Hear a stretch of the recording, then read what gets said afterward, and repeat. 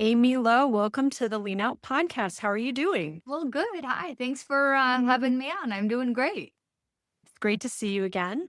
So, I would like to start with asking you to introduce yourself for the audience. Tell us about your work life balance currently and how it's different from other colleagues in your profession. Yeah, you bet.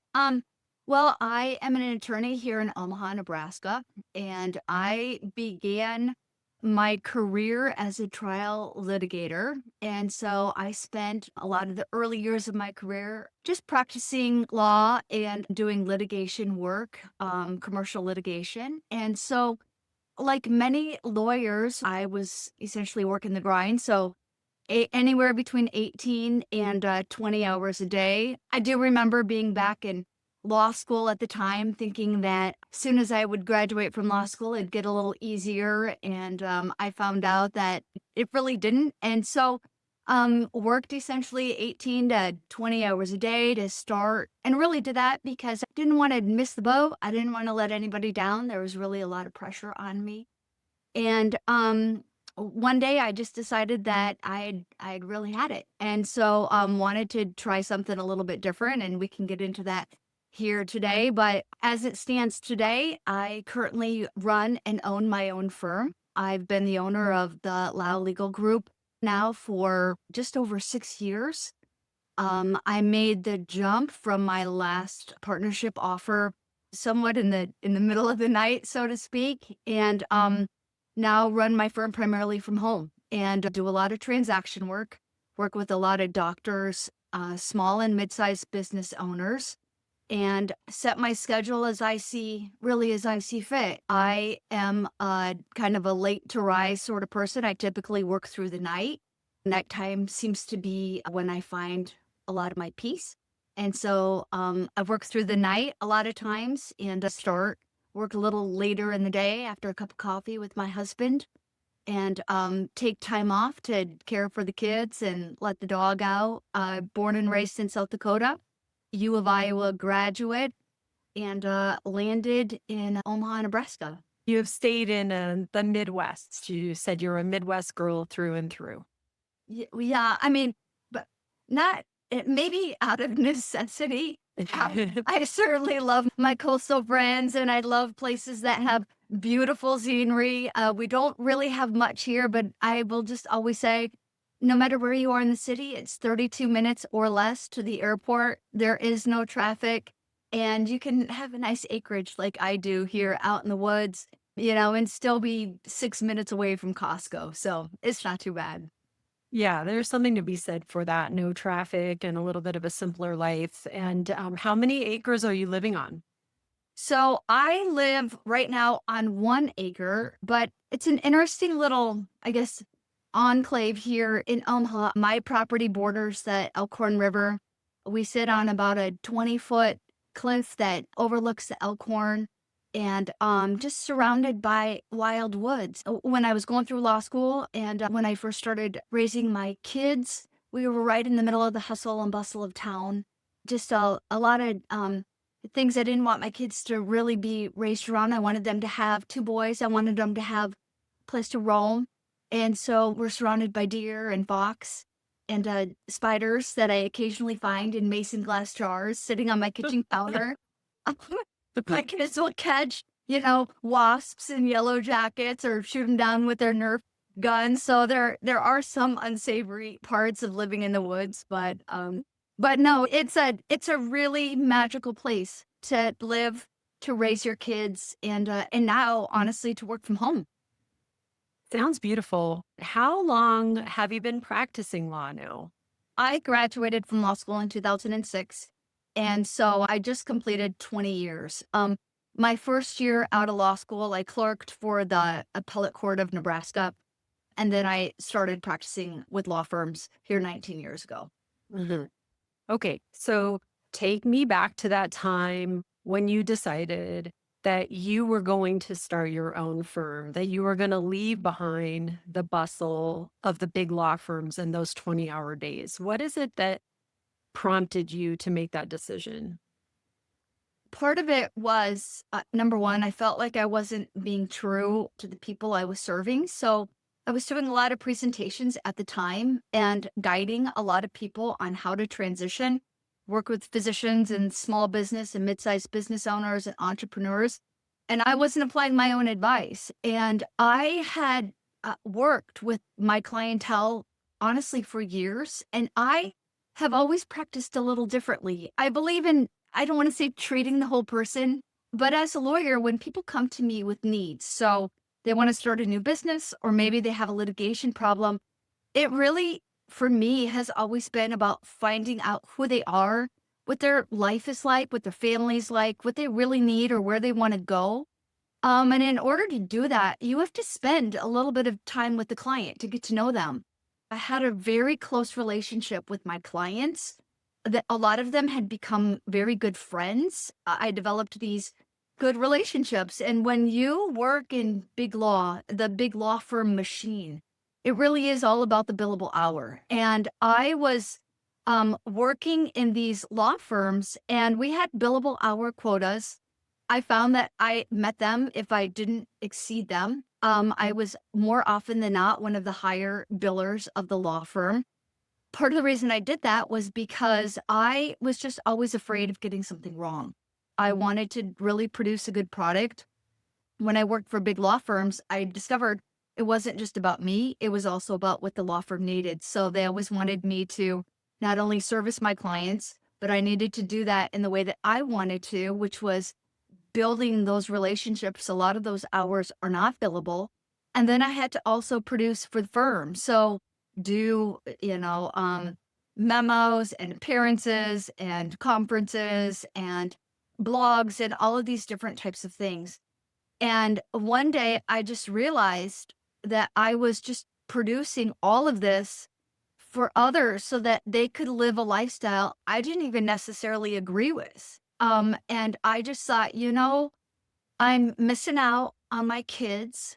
I got to answer to the needs of somebody else that I don't even agree with. I'm being disingenuous to my audience as I present. And I just thought, just why not? I come from a family of entrepreneurs. And I spoke at a conference in September of 2019, and it was the Brave Enough conference put on by Dr. Sasha Shilcutt. And it was a great conference, a great presentation. And I walked off the stage and I just thought, why am I telling everybody else what to do and not myself? And so I came home and I was up on the night of October 15th. And I thought, what if I just form my own business? And so literally at about 2 o'clock in the morning, I formed my own corporation. And by about 4 o'clock in the morning, I had a rudimentary website ready to go, just plug and play through Wix.com. And I thought about it. And about 2 days later, I invited my um, primary partner out for drinks. And I told him that I was breaking up with him. I said, I'm about ready to launch my own business. And it it had been kind of spurred by me considering whether or not I was going to formally join this group as a partner. And I just thought, I'm just not going to give somebody else more than what I'm giving my family. So after I told him I was breaking up with him, I said, I'll tell you what, I'll attend the last company meeting. I'll bring my own bagels. I'll announce it then, and then I'm going to walk out the door. And that's what I did. October 22nd. So I went to the company meeting. I walked out of there at 10:20. I was home by 10:45, and I was on the phone with my clients by 10:50. That's how it Wow. started. I love that story. But the thing that struck me when you were telling this story is that you said you were breaking up with Yeah. your partners. Yeah. And the other day, I had a coaching client who is about to leave a job and is anticipating the awkward announcement and said that she's been staying up at night thinking about things and seeing the pictures of faces and their reactions in her mind. And then she said, I've never cheated, but I feel like this is what it feels like to cheat. It's like I know a secret and I can't tell it to other people. And in that instant, I just said, this isn't an intimate relationship, but somehow we equate these work relationships with our most intimate relationship. Why is that? Why do we do that? So I work equally with men and women. But I will speak primarily to what I've anecdotally observed with my female clients. And I think it's because we have a desire to be liked. We have a desire to be needed. We have a desire to provide something that other people can't give. And we feel like, in a way, if we step aside, then maybe sometimes we didn't meet the mission, we didn't fulfill the mission, or we're going to be let down, or we're going to let others down. But I will just say, as someone who has probably like you counseled a lot of people through transitions, I say this and it's so true. If the person on the other side of that fence had to walk away, I don't see the other side of that fence lamenting. I don't see them pausing. I see them consistently making a business judgment decision. And maybe my clients are offered a little something, a little severance agreement or a little this or that. But these decisions in the business world literally get made so fast, and so it's hard for us to walk away sometimes, or we feel bad about it, but nobody is gonna think about, somebody's kids, or very rarely does that thought get extended beyond just a really brief, do we walk away with this employee on a Friday or do we walk away from this Yeah. employee on a Monday? Like, do we let them have insurance benefits for the next month or not? And that is why I just had to do this myself. I mean, come on. In the world of entrepreneurialism, or where we always say you can be or do anything you want, well, is it true or not? I really should put my money, where my mouth is. And one last thing I just want to say about that, d- doing a startup or walking away isn't for everyone. And there isn't anything wrong with not doing that. There's a lot of comfort and security, in maximizing where you are. But for those who do want to walk away, you just need to rip that band-aid off. Sit up until 2 a.m. and form your own company, or find somebody to do it for you, and, and get ready to jump. Yeah, you're a great example of that. I love that you did it. And can you talk a little bit about how life has changed since then? What are the benefits? And are there any negatives? Like, is there anything that you've noticed that is a loss that, hasn't been made up by the gains? Yeah, that's a good question. So I just said, rip the band-aid off and jump. You know, let's just pause that for a second, because that's just the way that I have to operate, jump from the airplane and then just make sure your parachute is attached. That is not for the weak. And, I didn't fully anticipate or appreciate what it would be like transitioning my clients. I didn't really know whether my clients would go with me. When I left my firm, I really wanted to honor my firm. And so I didn't tell a single client before I left. It was very important to me to do it the right way.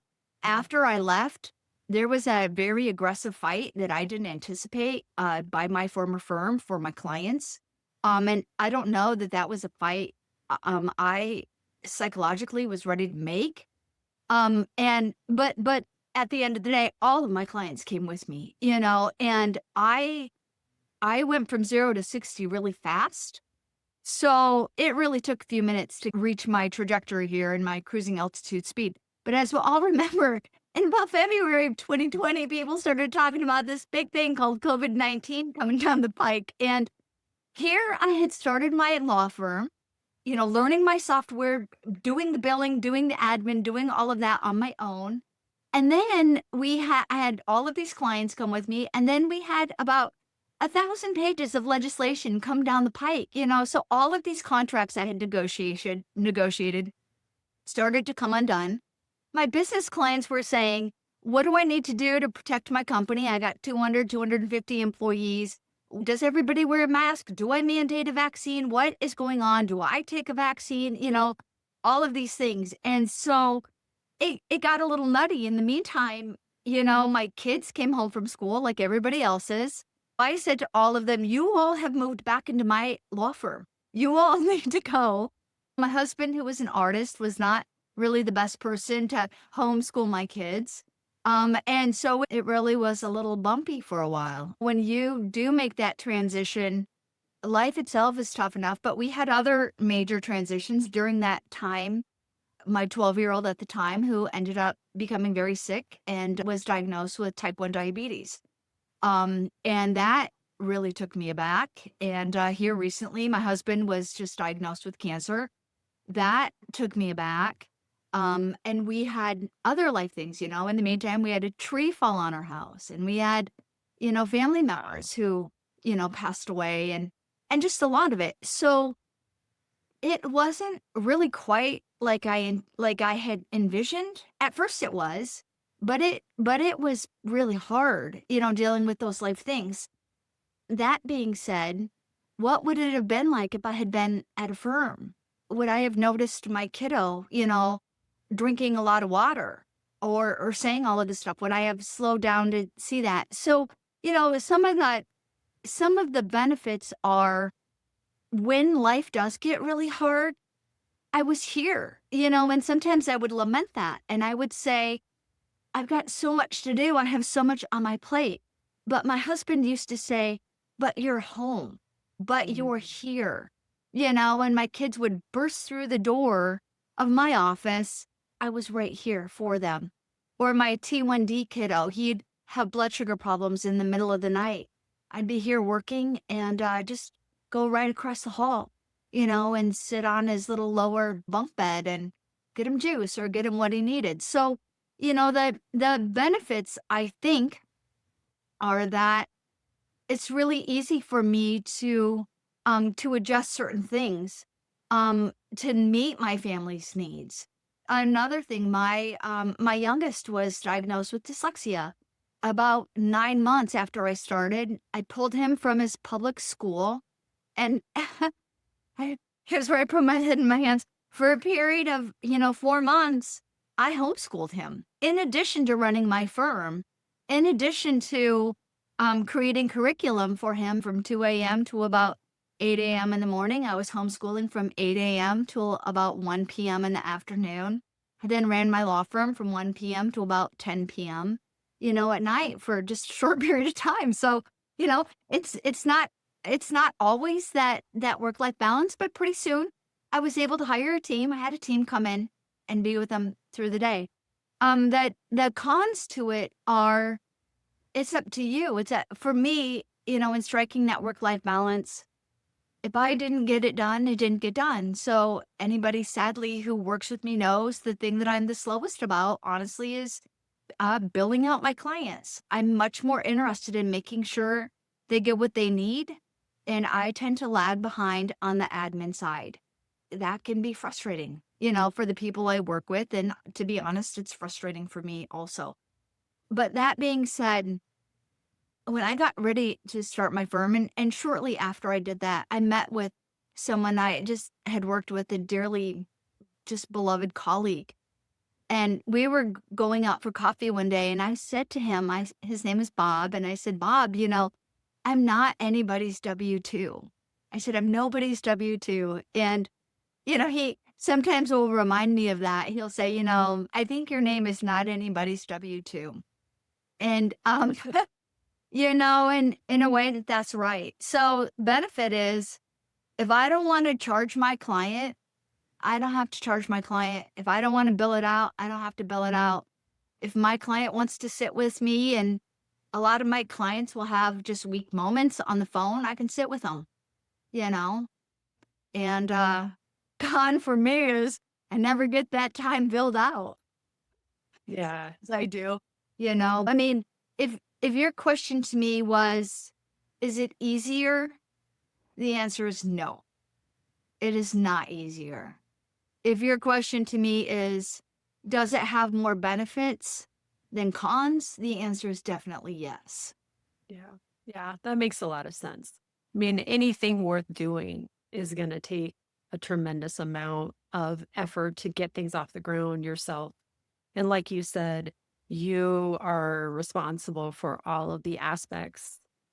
Even if it means hiring someone to do a particular part, you're still responsible ultimately. And you can't just sit back and Yeah. rest on the support from Yeah. other places. And support from a organization that you're a part of brings constraints. Yep. Right. And so it depends on the way that you operate, the way that you want to work. How do you want to interact with your clients? And I think that you're giving us a really good portrayal of someone who has the ultimate freedom to treat their clients the way that they want to treat them. Yeah. Yeah. And, along with that really comes the ability to find the best. When I left my firm and I called my clients up, I said to them, well, the only thing that I have to offer you is my brain. I mean, my ability to think. That's really what I give you because by that time I was really done litigating. I mean, I really don't try cases anymore. I'll sometimes serve as a advisor on a litigation case, but I'm really transactional now. I can't do litigation and do what I'm doing now. But I said to them, all I really have to offer you are just my thoughts, my legal advice. So I can engage in the best software or the best tools, to help me with that. And it does, I think, really give me very key strategic advantages in the marketplace because law firms are constrained by how they're able to scale and what the cost, of doing that is. And consistently, we I've never worked in a law firm that has had cutting edge technology. Quite frankly, you can't afford that. If you want to have as an owner of a law firm, your big fancy car stipend and your clothing stipend, and you want to take all of the distributions that you want to take, as opposed to providing the services for your employees, you're not going to be able to provide the best software. So that really was something that I felt like, I was able to offer. Uh, on the flip side of that, hiring comes down to me. So when you mentioned support, now that I'm 6 years in, my firm has grown and shrunk as I wanted it to, in relation to staff. And so there have been times where I've brought on many on staff, but you have to you then have to oversee that. So Mhm. I found that I was spending more of my time babysitting staff or training them, and then maybe they go here or they go there. And so you really have to learn not only how do you work best yourself, how can you maximize things yourself? How do you hire? How do you efficiently, cost effectively train? How do you retain staff? How do you convince somebody when you love working from home that they're going to be okay working from home also, when they don't have maybe a stake in the business? So I once had somebody ask me, how do I know that I have job security with you? And I said, well, if I don't make money, nobody pays my bills. You have actually more job security with me than you would with anybody else. But as somebody who started their own firm, how do I have security knowing that the person I pay hourly on the other end, of the computer is really doing what they're supposed to be doing, efficiently for my business. So, other Yes. things you have to watch. Yes, 100%. I mean, I see this with my husband's law firm. He just has never hired like an employee ever because he did not want to deal with the headaches of what you're talking about.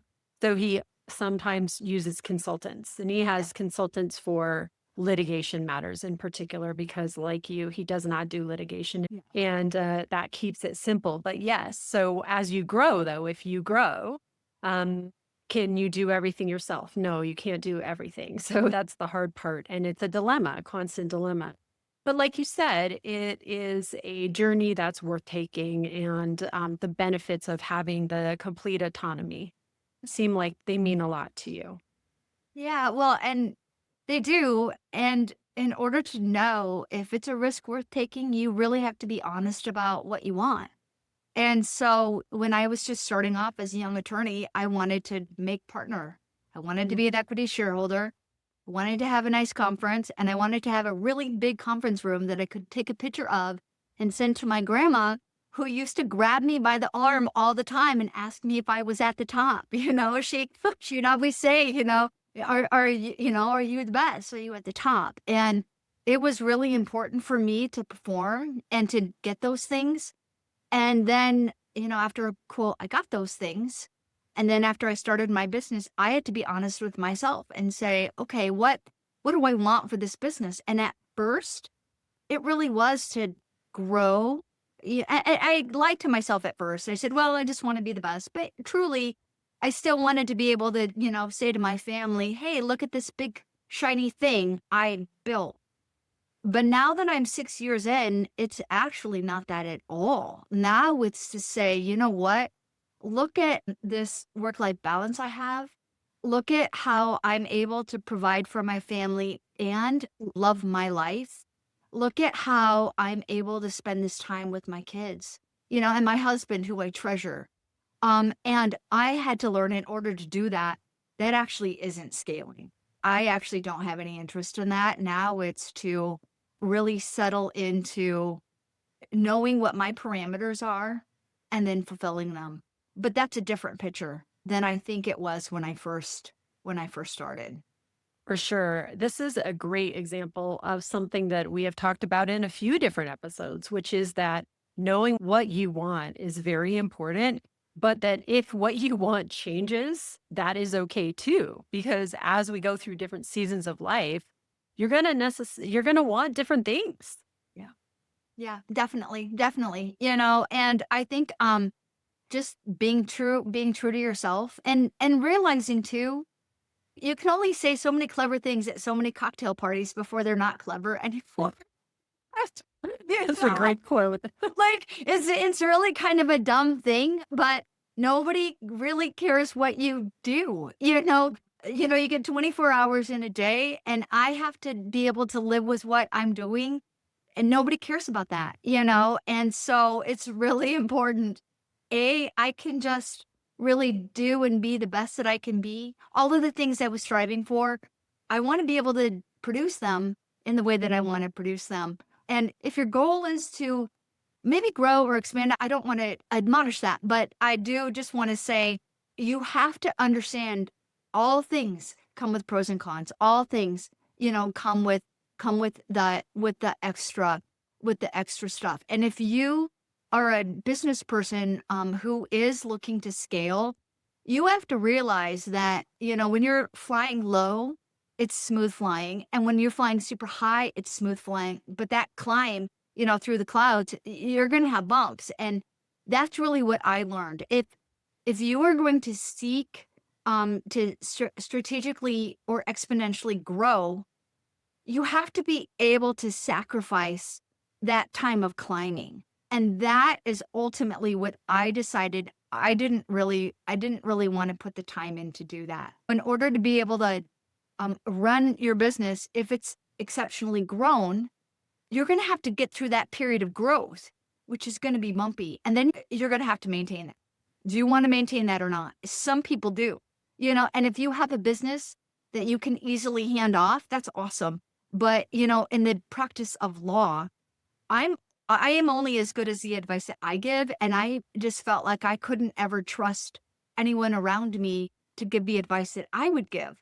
I mean, so that's where I just decided when you are growing a law firm, it's a different ball of wax to grow that versus maybe a different type of business. Um, Mhm. it's Yeah. not as easy to grow it to then hand it off, I felt like. Although I do feel like there are a lot of people growing small micro practices now in medicine. Yeah. And this same thing that you're saying applies because to make a decision as a solo practitioner to like add on another physician, and how do you know that that physician is going to match all of your practice styles? Or, maybe they're not, and that's okay. But if you have certain patients that you're then going to hand off to them, I mean, maybe they're not going to bring all their own patients. They're probably not going to. Then how does that transition work? What are the expectations? And so I do think it applies to certain types of businesses, especially in this kind of professional advice giving arena that we're Right. all in here. Right. Well, and like a good lawyer, of course, I would follow that up with, well, good strong contracts will really help you, right influencers, and they'll help you, transition out. Well, Amy, this has been a really fun conversation. Is there any other advice that you would like to leave listeners with who might be feeling stuck, like they can't make a change out of the big institution that they're feeling stifled in, but they really want to? Yeah, I mean, a couple of things. I have some physicians who feel like they're stuck.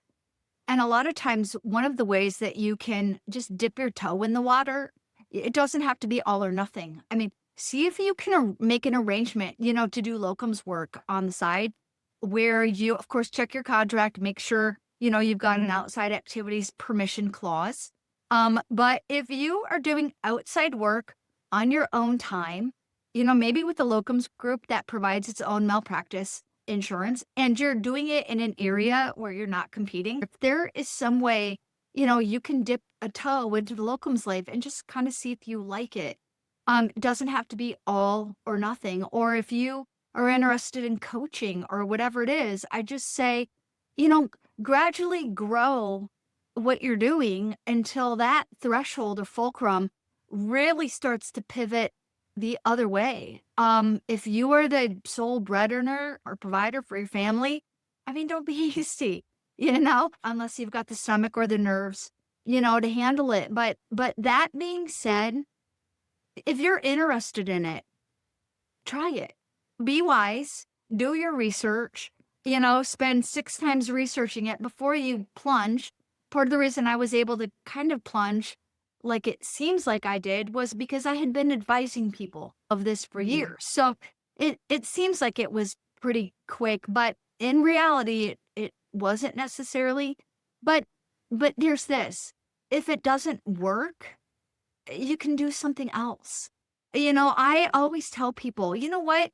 Just maintain good relationships, keep your bridges open, always have a plan B. But if it doesn't work, then pivot to something else, and it's okay. But I always just say, as a lawyer, I've never lost one yet. And so, I mean, so if it's really in your heart to do it, you get one opportunity, just don't be afraid. Yeah. Just go ahead and dip your toe in the water and see what it's like. Great advice. So, thank you so much, Amy, for being on the show today. Where can people find you if they want to learn more about what you do? Yeah, probably the easiest place is just on the web, www.lowelegalgroup, Lowe legalgroup.com.